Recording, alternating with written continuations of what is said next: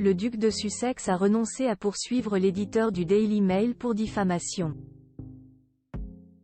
Il va donc devoir rembourser des dizaines de milliers d'euros au tabloïd. Il n'y aura pas de poursuite du Daily Mail. Le prince Harry a renoncé à poursuivre le tabloïd britannique The Mail on Sunday. Il avait attaqué le média à la suite d'un article relatif à sa protection policière lorsqu'il se rend au Royaume-Uni. Selon le prince, l'article de février 2022 l'accusait à tort d'avoir menti et d'avoir essayé de garder secret son recours contre le gouvernement pour essayer d'obtenir une protection policière lors de ses visites au Royaume-Uni. Harry avait donc déposé une requête qui lui aurait permis de régler cette affaire sans passer par un procès. Mais la justice l'a rejeté en fin d'année 2023.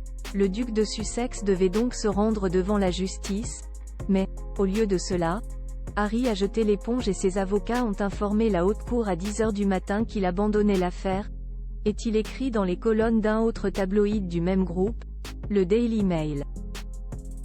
Comme il refuse ce procès, le prince Harry va devoir payer les frais d'avocat du Mail on Sunday, qui s'élèvent à 290 000 €.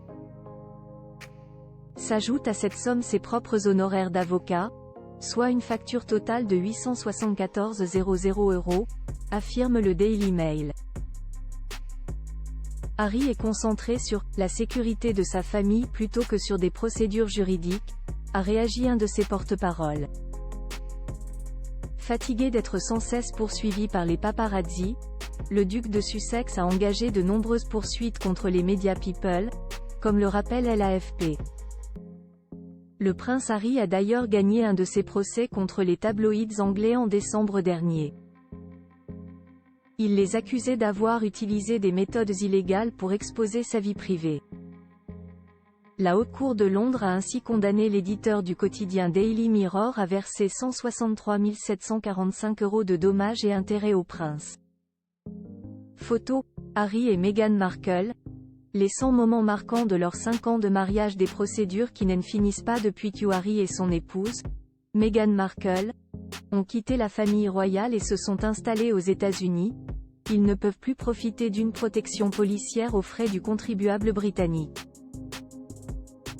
Le prince Harry doit donc payer de sa poche une protection privée. C'est pourquoi il avait demandé à pouvoir bénéficier d'une protection policière, en payant avec ses fonds personnels, lorsqu'il se trouve au Royaume-Uni, mais cette demande a été rejetée par la justice en mai 2023.